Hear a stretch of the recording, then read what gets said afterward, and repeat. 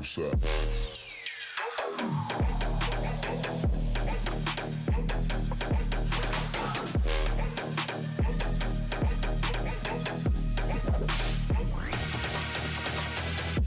Okay.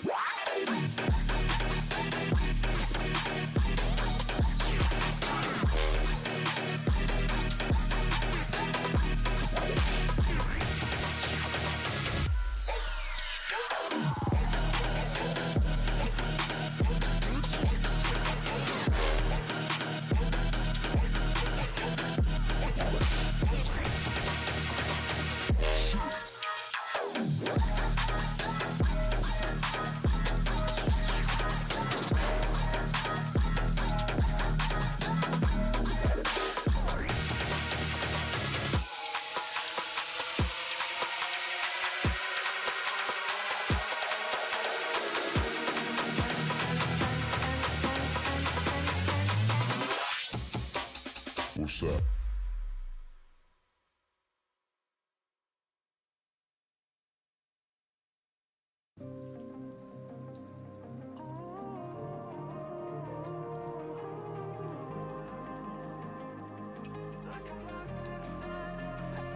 In my head, there's a room where I keep all the words that I wish I'd said. If I lock them away, could I finally find my breath? 'Cause I feel like I'm breathing underwater, pushing every truth into a corner. There's nothing left to follow, waiting for tomorrow. It's like I'm in a panic room, trying to find my way back to the feeling that I once felt, the peace that I knew so well. I'm fighting for what I can't lose, like I'm locked inside a panic room.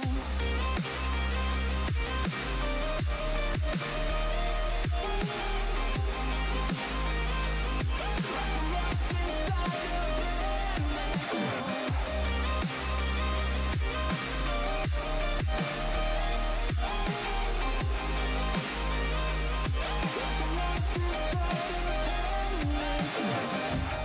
Will I ever see the ground beneath me breaking? Lift me up and talk me down. Will I ever see the walls around me caving? Breathe me in and pull me.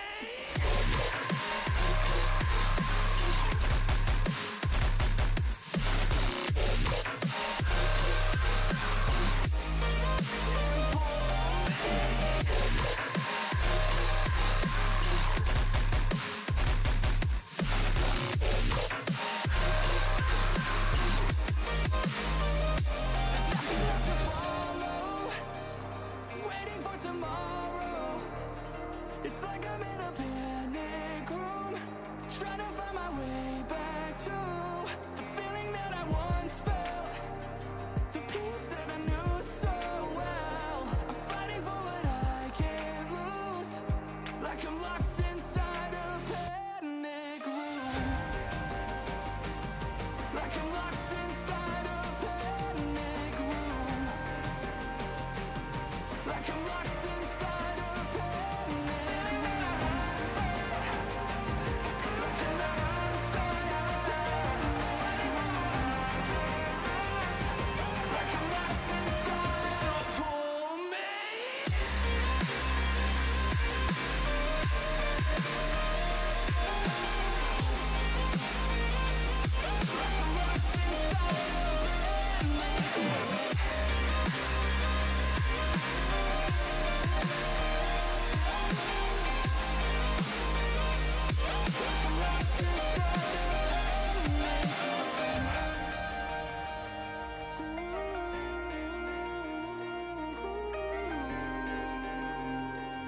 Like I'm locked inside a panic room. Like I'm locked inside a panic room.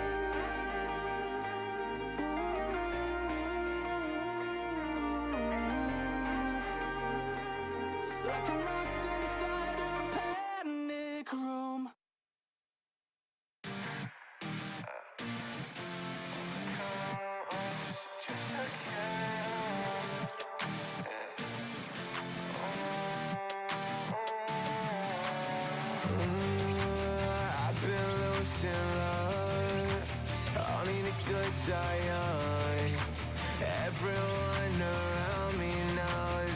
been giving up, I've been on the run, I can't see the sun, everyone around me knows I've been giving up, dying in my dreams, yeah, I don't know what it means, I wanna lose it all, but I won't bleed anymore,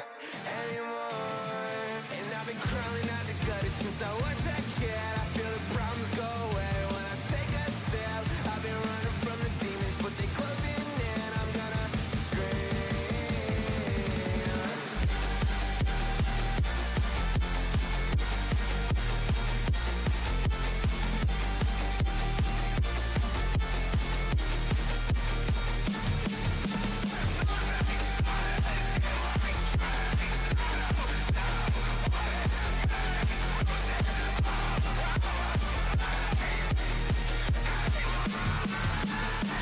I remember growing up with this shit. Every day I wanna die, this little broken kid. Ain't a dollar to my name, the problems in my brain. Now I'm falling to my knees with the trigger in my hand. I wanna die, but it's never that easy. Chase the money and the fame, cause I thought I was dreaming. But the nightmare comes, and I fight and I scream. But I'm on my fucking own, ain't nobody to hear me. I've been dying in my dreams, yeah, I don't know what it means, I wanna lose it all, but I won't bleed anymore, and I've been crawling out the gutter since I was a kid, I feel the problems go away when I take a sip, I've been running from the demons, but they closing in, I'm gonna scream.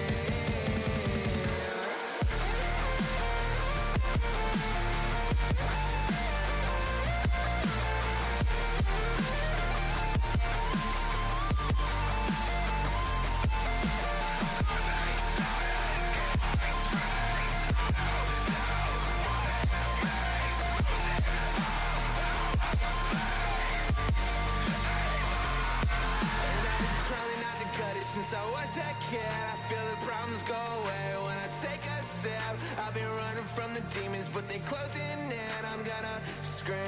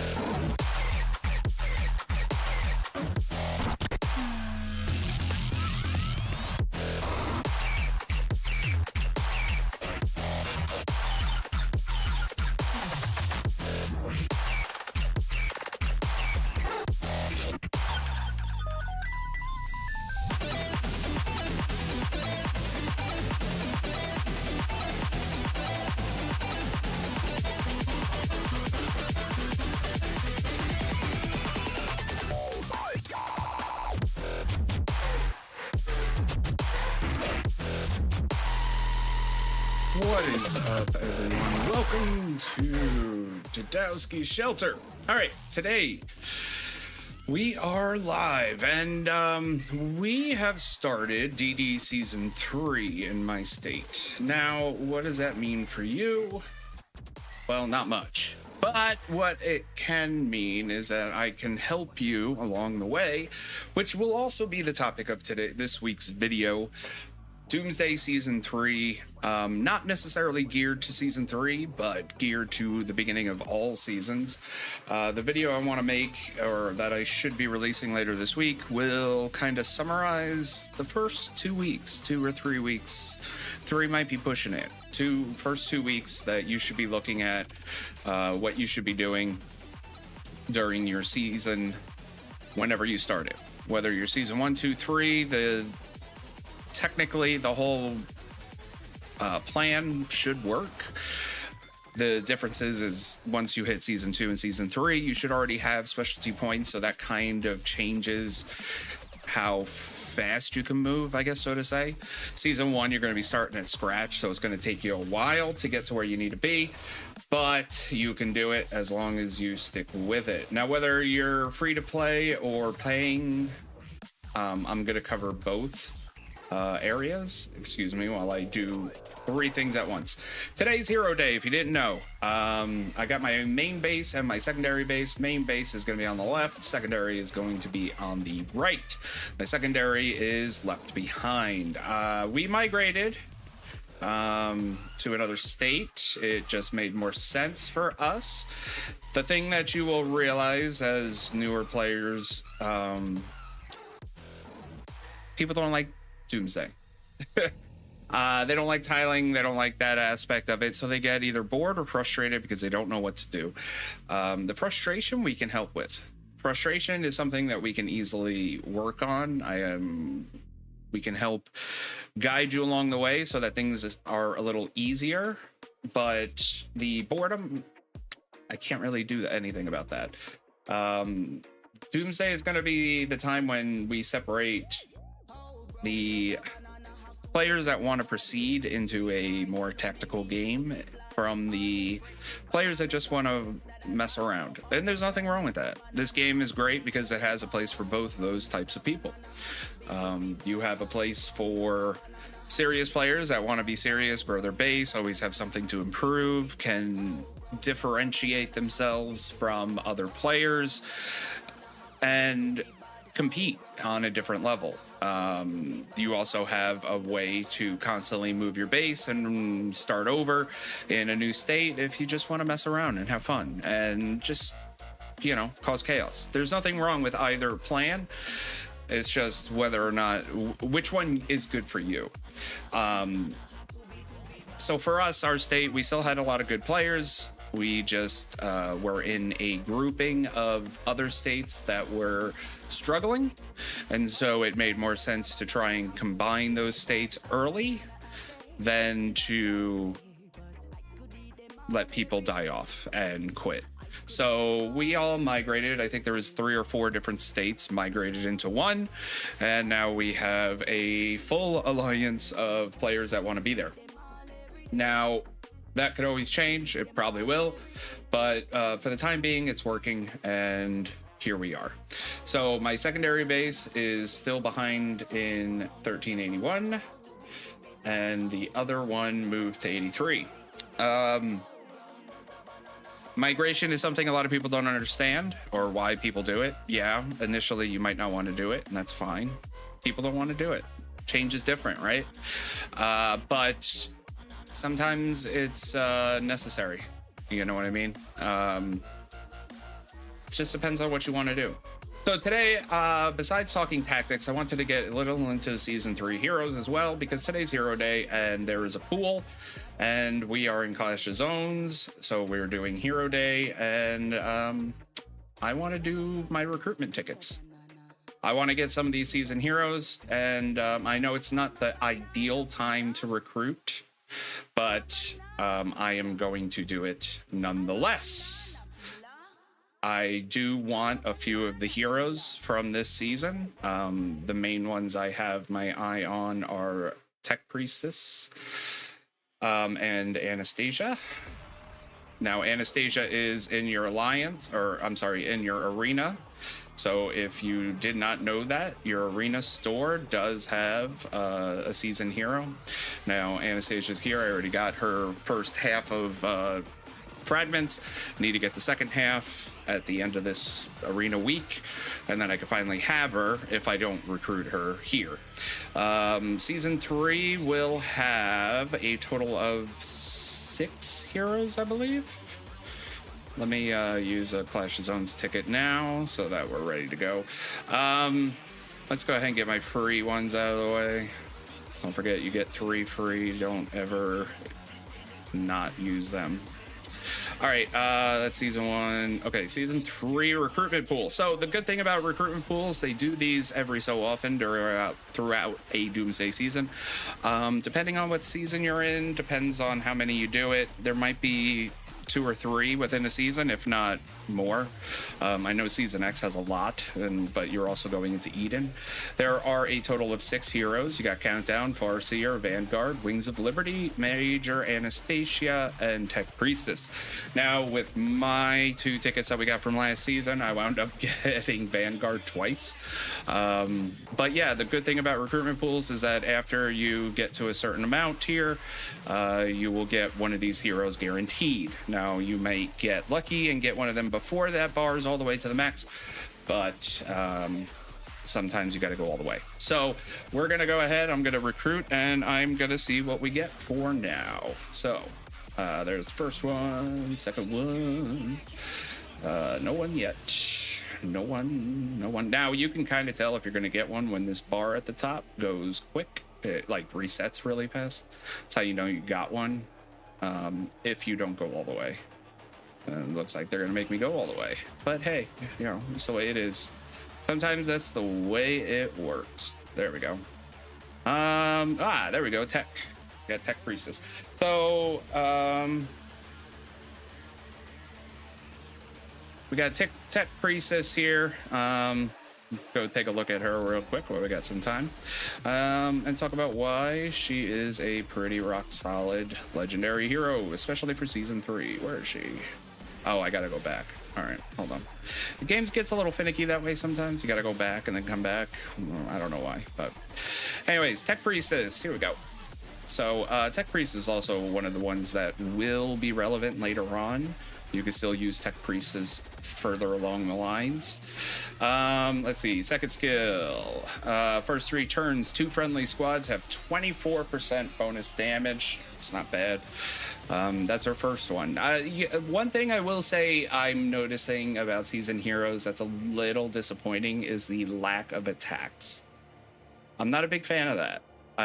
There is way too many support heroes and not enough attackers.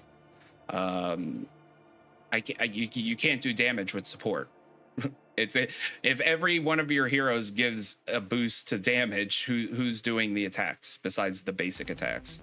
I mean, I get that you can boost your basic attacks to a point of doing severe damage, but I still want to see some good hero attacks.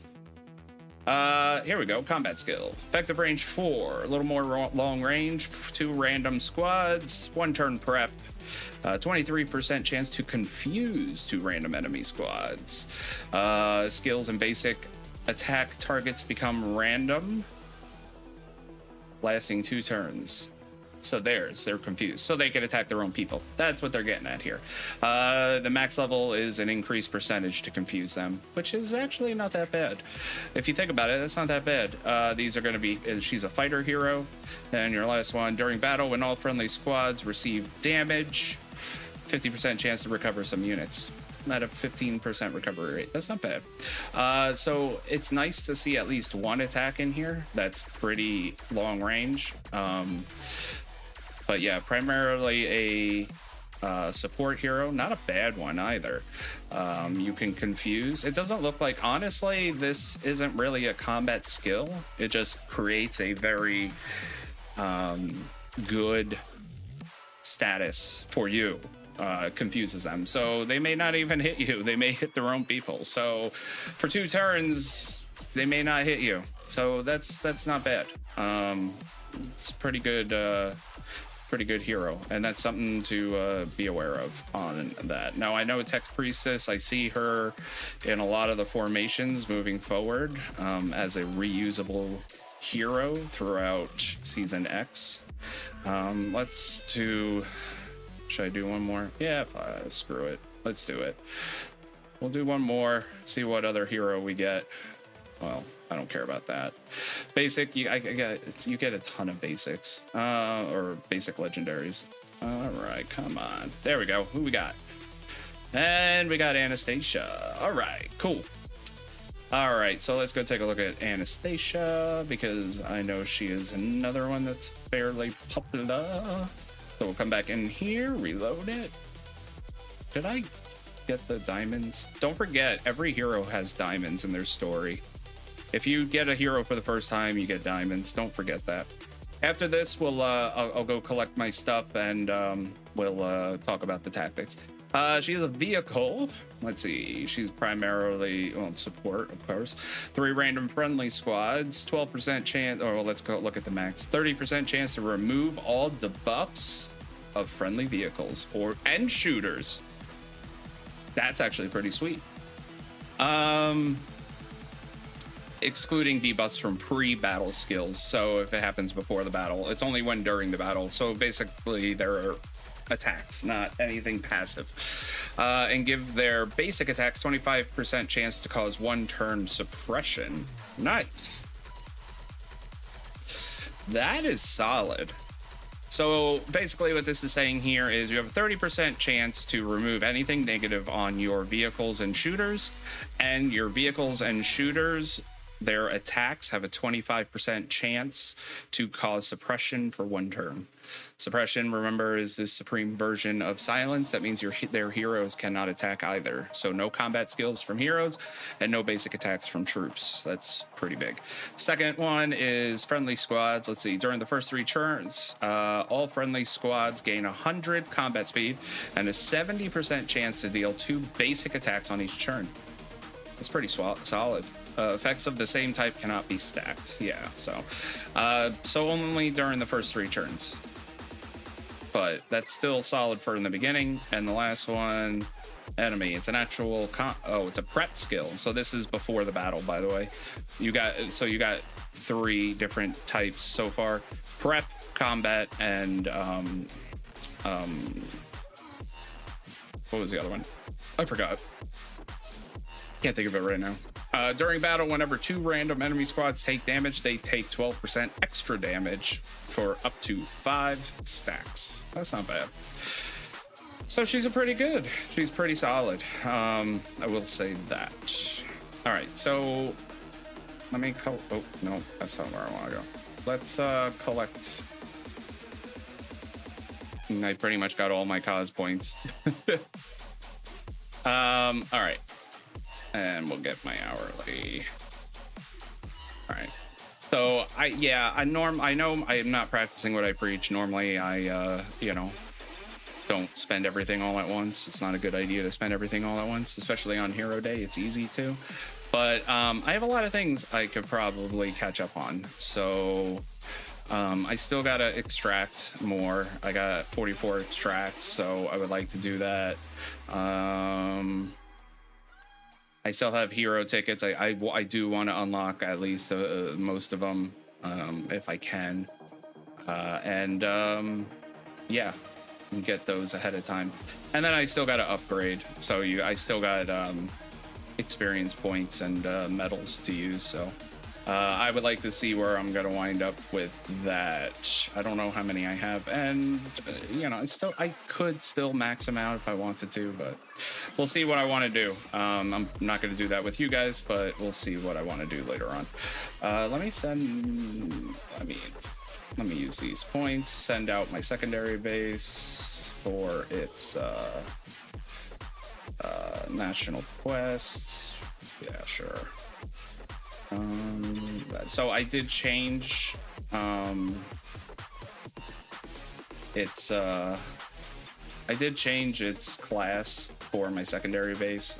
Don't ask me why, but so I want you to realize something. My secondary base is primarily free to play. My main base is not. Okay, so a little bit of skill in talking about what should you do at the beginning of the Doomsday season. So the first thing, I'm at level 62 here with my specialty. This one is at 48. I really haven't given my secondary base as much love and attention as I should, but that's my own problem, not anyone else's. But basically, the main thing we need to talk about here is, let's talk about your specialty tree. Okay, let's talk about what we should do here in the beginning of the season. So don't look necessarily at what I have. If you're new, you haven't started season 1, or you're about to start season 1, or you just started season 1, you won't have anything here. Specialty points will be quick to gain in the first few levels. Once you finish your first season, or as you get near the end of the first season, when you get to the later levels, they get way harder to upgrade because there's a huge gap. I know I've said this before, but I'm just reiterating it. In the case of entering season 1, well, let's sum it up this way. Your main goal is to take the highest level tiles as possible so that you have resources to process so that you can upgrade your other honor structures. That's the number one thing. The higher the level tile, the more resources, the faster you can produce them, the faster you can upgrade them. That's going to give you the most honor points, and that's going to require consistent tiling. Now, your main goal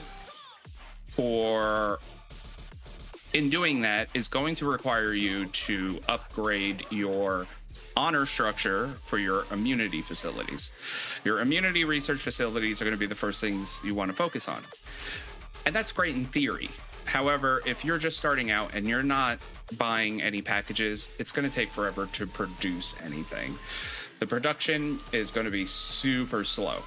So you need to have a little bit of a balance here, and that's where that comes in. If you're free to play, we're talking now. If you're free to play and you don't want to spend the $10 on the investment plan, which I recommend for the first at least 2 weeks, get the investment plan. Just do it. It's going to save you so much time and energy and frustration. But in the off chance you don't, that's fine. You don't have to. If you're not and you're strictly free to play, I would do a probably 3-to-2 ratio for tiles. 3 farms for every 2 composite material tiles for every 3 antibody tiles. That way you get a little bit of both resources. And then I would first produce composites to upgrade your processing plants just a hair to make it go a little bit faster. And your specialty points, the first, let's say 10, your first 10 levels should go to the left. Open up this first slot. Now this is for free to play and season 1, just starting. Do your first 10 points to the left and then stop. Once you're done with your first 10 to the left and you've opened up this slot, go right, and get this immunity up. Also, once you get your production to the left and the speed is kind of where you want it to be, it's not too fast, not too slow, focus solely on getting antibody tiles. So your ratio would switch from like a 3-to-2 to a 4-to-1. As you get tiles, I would get 4 farm, water, or forest, primarily forest and farm, but I would get 4 of those, and on your 5th tile get a ore or oil. So a mountain or an oil puddle. So 4 antibody tiles for 1 composite tile. This way you still are bringing in composite materials, or you're still bringing in resources that can become composite materials while you're primarily focusing on the immunity research facility. And since you'll have 2 spots, what I would do is I would always focus on processing antibodies. And then around the 3rd time you're done doing antibodies, throw 1 of the composite in there. And then slowly upgrade your processing facilities so you can go a little bit faster and do a little bit more every time. But the main thing is that you're getting those higher level tiles. Once you hit about level 13, 14, 15, you could take those tiles somewhat easily. I would start shifting back to composite primarily so that you can upgrade your other structures and really delve into those honor points. Your fortresses and your processing plants are going to give you the most honor points when you upgrade them. So hitting those are going to be huge, especially in the higher levels. Your research centers are going to really slow down because it's going to require so many antibodies in order to upgrade that you're going to be doing it for a while. So you may as well focus on what's going to get you more honor points and keep those buildings upgrading. Use your boosts as you can, and just keep going to the end of season. Do your battles, go in the other states, grab tiles from the other states. Once you get into the other states, things change drastically. Your opportunity to get more resources drastically improves. But you have to get in those states, and you have to make sure that you can get in an area where you can keep those tiles. So that's a big thing people forget. Once you start tiling and battles happen and you can start going in other states, it becomes very volatile. Your tiles can easily come and go, especially in the other states. Now, if you can lock down your state and make sure no one can get in, then you are good to go. Your tiles in state will always be safe. But if you can't get a place in another state, or you can't get a good footing, you're always going to be chasing tiles in other states. So it's a little bit volatile, but it will keep you tiling, which is good, and keep those honor points coming in. But you got to keep active, and you got to keep at it. Once you can get to that level 13, 14, 15 tile, I would start looking at your greens. Now, once again, we're talking season 1. New players. Start looking at your greens, whether you want to go left or right. I would suggest left because of these two big skills right here that gives you massive honor boosts, but this only relates to leveling up buildings. If you're not going to be leveling up your honor structures, this ain't going to do you any good.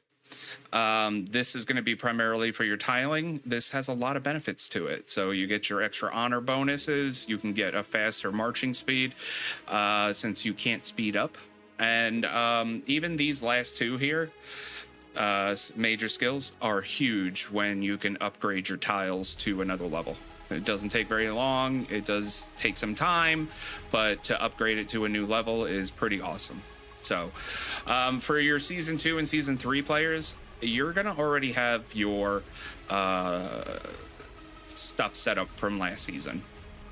If you reset and you didn't focus on blue, or you reset it to go focus on something else, by all means, get a reset and put it back to a usable state.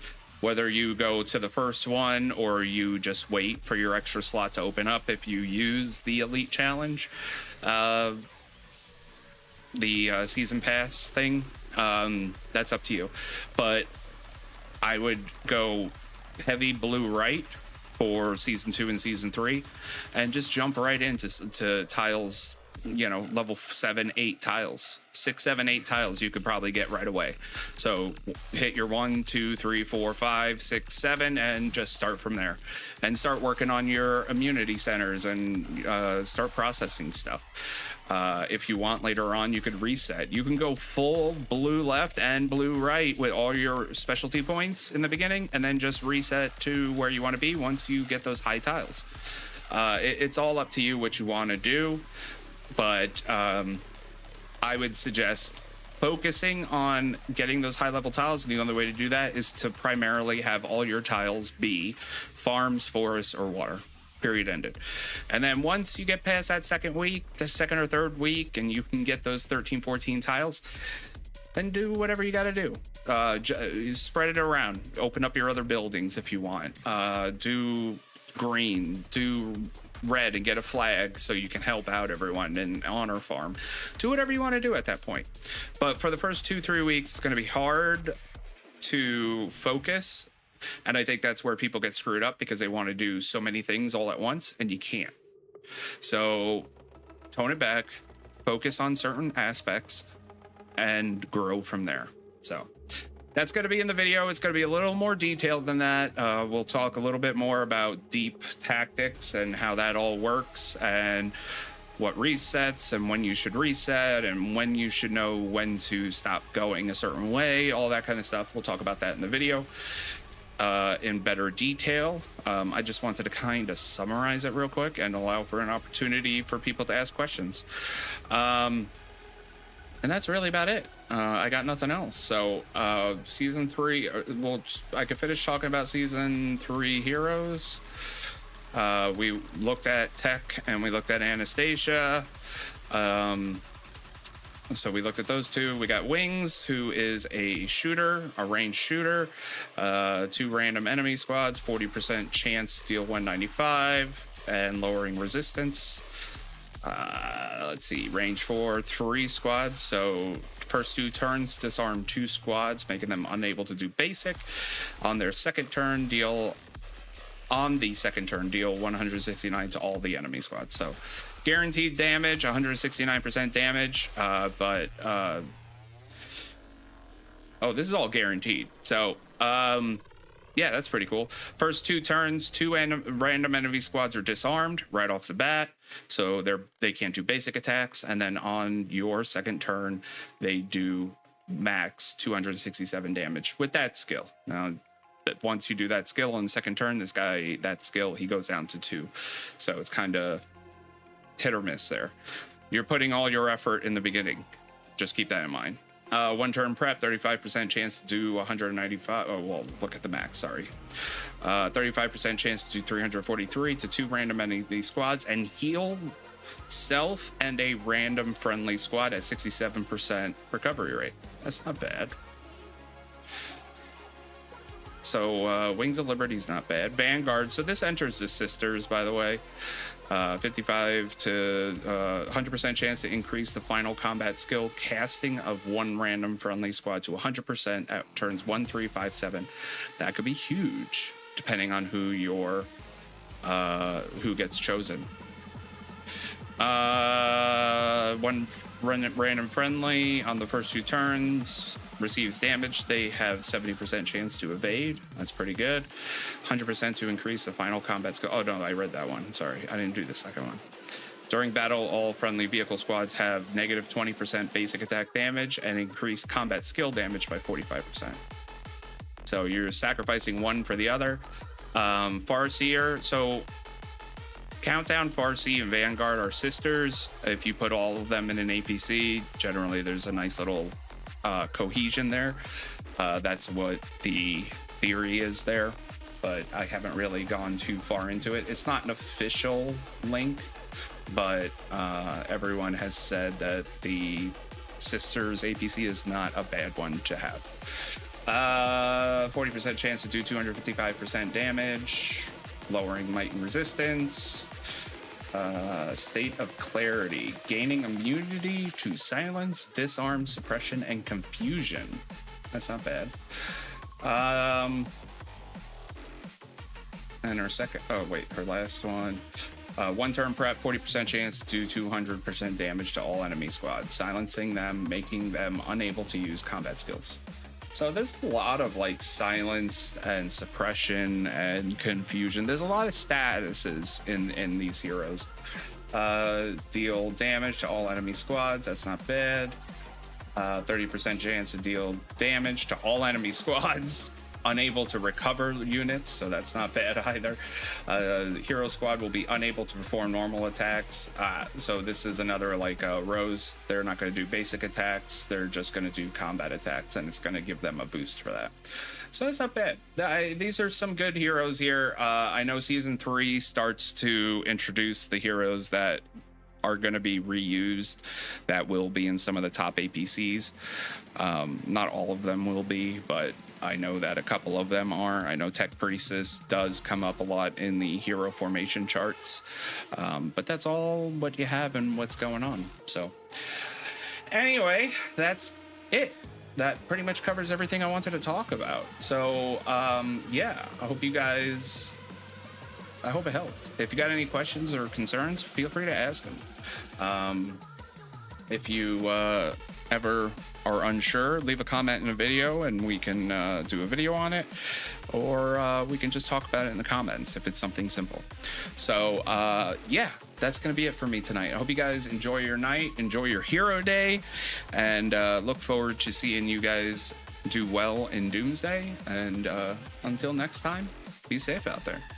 Bye!